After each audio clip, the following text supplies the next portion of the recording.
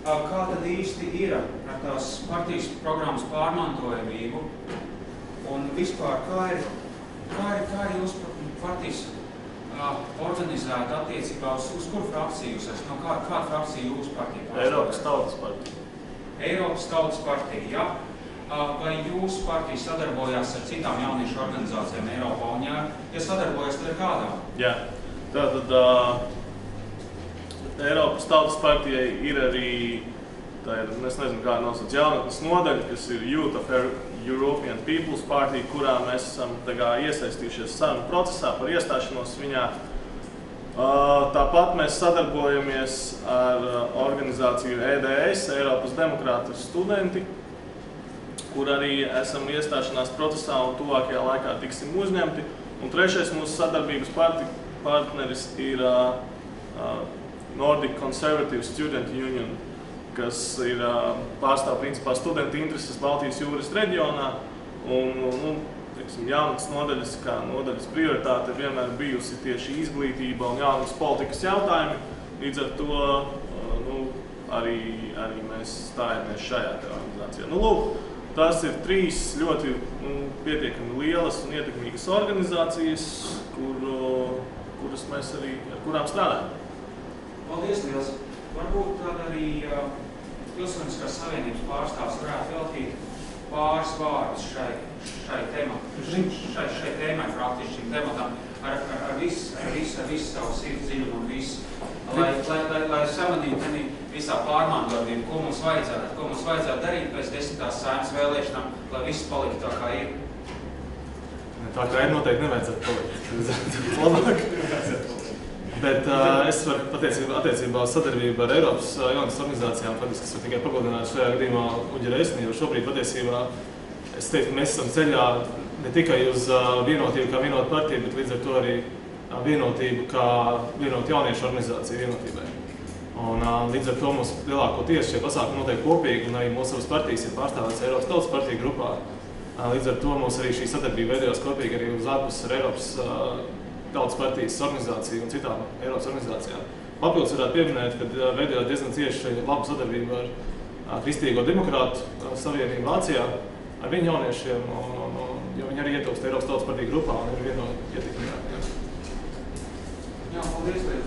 Mums tajā ziņā viss ir kārtībā. Mēs jau sen esam Eiropas Tautas partijas jaunatnes organizācijas sastāvdaļa, kurā jau minēja iepriekšējie kungi, ka vēlas iestāties, mēs jau tur esam un kādu laiku darbojamies vēl vairāk. Mēs šogad arī uztaisījām tādu grandiozu pasākumu, kas bija vasaras skola Rīgā un Jūrmalā, kur tieši bija sabraukuši no visām Eiropas valstīm šie jaunieši līdzīgām organizācijām. Pasākums, mūsuprāt, izdevās ļoti labi. Šis bija pirmajā reize vispār, kad tas notika kaut kas līdzīgs Latvijā. Tā kā tajā ziņā mums nekāda sadarbība nav apstājusies. Mēs, kā esam sadarbojušies līdz tam, tā arī turpinam sadarboties joprojām. Protams, lielākā daļa to partneri ir Eiropas valstīs, bet mums ir arī attiecības tādas draudzīgas nodibinātas ar Gruzijas jauniešiem, ar Ukrainas, ar Moldovas, un regulāri notiek apmaiņas braucieni. Gan viņi brauc pie mums, gan arī mēs braucam pie viņiem. Parasti tas ir arī uz tiem brīžiem, kad kādā no šīm valstīm ir vēlēšanas, jo tur aizbrauc kā novērotājs, un arī interesantāk visu to apsīties, kā uz vietas tā kampaņa noris. Tā kā ar jauniešu lietām tieši Tautas partijas jaunas organizācija ir viss kārtībā.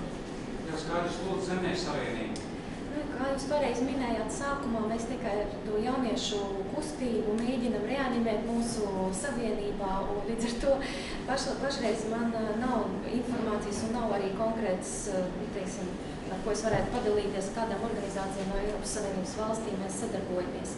Bet man liekas, ka šeit, kaut arī mēs varbūt esam tie iesācēji, ka ļoti svarīgi arī saņemt jūsu atbalstu un informāciju un būtu arī ļoti liederīgi arī no citām partijām būt sadarbības modeļus, ko mēs labprāt arī pārņemtu, jo es domāju, ka jaunieši nedrīkstētu dalīt to par kaut kādām grupām, segmentiem no šādas partijas vai no tādas, jo visiem mums ir viens mēģis, tā ir, protams, labklājība, lai katrs pilsonis justos labi un pietiekoši pieprasīti. Un līdz ar to mēs ejam un cerams, ka tuvākā laikā mums būs ko arī parādīt konkrētiem rezultātiem. Jā, uzdod jums jautājumu, lai kādas, varbūt jūs zināt Eiropā, kādas ir līdzīgas partijas kā Zemnieku savienība, un vai viņiem ir jauniešu organizācijas, varbūt jūs zināt kādas. Varbūt zaļā partijas, varbūt tā kā jūs esat kaut kādā ziņā. Es sākšu, es pastāstīšu, lai pabeidz. Jā. Pabeidz. Ļoti labi. Es labprāt dotu vārdu, varbūt jūs, ja jums ir lielāka informācijas, atklausīt. Ar Latvijas Zaļo partiju ir tā, ka mums nav atsevišķas jauniešu organizācijas, un visdrīzāk, kad arī nebūs.